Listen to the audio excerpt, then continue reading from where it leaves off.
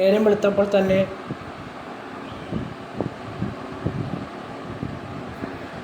പത്മനാഭൻ പിള്ള കാര്യസ്ഥൻ കുമാരനെ വിളിച്ചു വരുത്തി. ലക്ഷ്മിയുടെ കയ്യിൽ കൊല്ലപ്പെട്ട കാര്യസ്ഥൻ രാമൻ്റെ അനന്തരനാണ് കുമാരൻ. എന്താ പിള്ള അദ്ദേഹം ഇത്ര കാലത്ത് തന്നെ വിളിച്ചു വരുത്തിയതെന്ന ആശങ്കയോടെയാണ് വലിയ തോട്ടത്തിൽ തറവാടിലേക്ക് വന്നെത്തിയത്.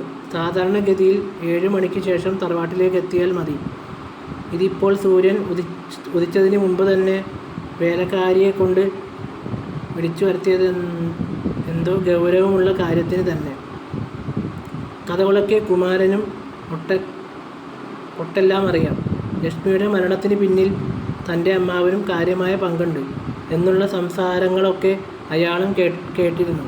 പലതും ചിന്തിച്ച് വലിയ തോട്ടത്തിൽ തറവാടിൻ്റെ പടിപ്പുര കടന്ന് അയാൾ അറിഞ്ഞിരുന്നില്ല. എന്തിലോ തട്ടി വീഴാനായി ആഞ്ഞപ്പോഴാണ് എന്തോ രൂപം പുക പോലെ അവിടെ നിന്ന് മാഞ്ഞു പോകുന്നത് അയാൾ കണ്ടത്. സൂര്യൻ്റെ പ്രഭാകിരണം തറവാട്ടിലേക്ക് പതിച്ചതും അവിടെ ഉണ്ടായിരുന്ന അസ്വാഭാവികമായ മൂടൽമഞ്ഞ അന്തരീക്ഷത്തിലേക്ക് വലയം പ്രാപിച്ചു. അയാൾ കയ്യിലുള്ള തോർത്ത് അരയിൽ ചുറ്റി തറവാടിൻ്റെ പൂമുഖത്തെ വന്ന് നിന്നു. അവിടെ തന്നെ പൂമുഖത്തേക്ക് നോക്കി കാരണവർ പത്മനാഭൻ പിള്ള ചാരുകസേരയിൽ